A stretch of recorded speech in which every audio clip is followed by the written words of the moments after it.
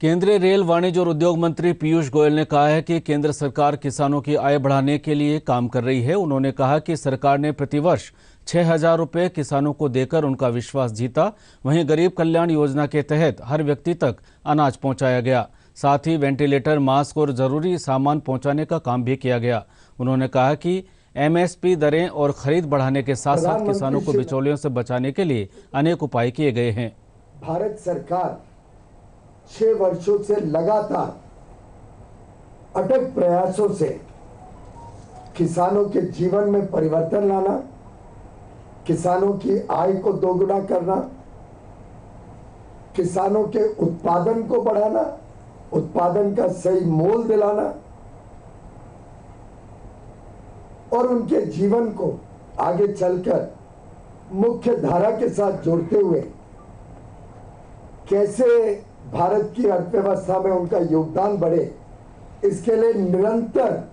प्रयास चलते रहे हैं। चाहे वो MS स्वामीनाथन कमेटी की रिकमेंडेशन मानने की बात हो,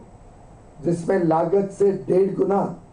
कम से कम मिनिमम सपोर्ट प्राइस तय करना हो, चाहे नए नए वस्तुओं को मिनिमम सपोर्ट प्राइस में लाने की बात हो, चाहे भारत को आत्मनिर्भर बनाने के लिए जो एक जमाने में दाल अधिकांश विदेश से आया करती थी, उन सब का भारत में उत्पादन बढ़ाने को प्रोत्साहन देने का काम हो, चाहे वो हमारे किसानों को सिंचाई के माध्यम से, किसान क्रेडिट कार्ड के माध्यम से, सॉइल हेल्थ कार्ड देके उनकी जानकारियां बढ़ाने से, फसल बीमा योजना लागू करने से और पिछले वर्ष से प्रधानमंत्री किसान सम्मान योजना के तहत प्रति वर्ष 6,000 रुपए हर किसान को सीधे उनके खाते में डायरेक्ट बेनिफिट ट्रांसफर के माध्यम से, बिना कोई बिचौलिए के, बिना कोई और व्यवस्था जिसमें उनका नुकसान हो पैसे का, सीधा किसानों को हर वर्ष 6,000 रुपए देके, मैं समझता हूं माननीय प्रधानमंत्री नरेंद्र मोदी जी ने किसानों का विश्वास जीता, किसानों का दिल जीता और उसका प्रमाण पिछले वर्ष के आम चुनाव में जब 300 से अधिक सीटें भारतीय जनता पार्टी को मिली, ये हम सबके सामने वास्तविकता।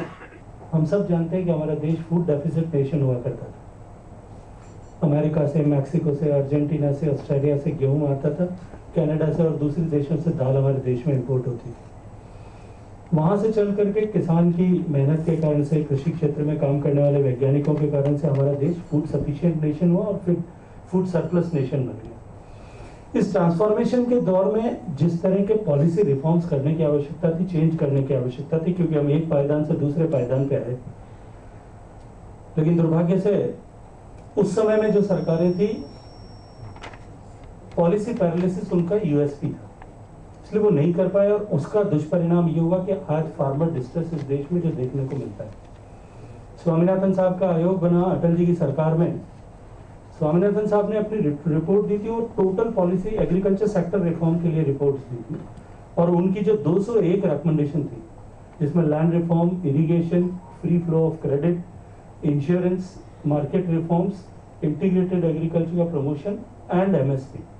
ये जो है मेजर पिलर्स थे उस रिपोर्ट के। 201 रिकमेंडेशंस, इन सब पिलर्स में से अलग अलग वर्टिकल्स से निकली थी। उसमें से 200 जो पॉइंट्स को भारत की सरकार ने मोदी जी के नेतृत्व में उनके ऊपर काम किए। और मैं नहीं कहता, स्वामीनाथन साहब ने खुद ने आर्टिकल लिख करके कहा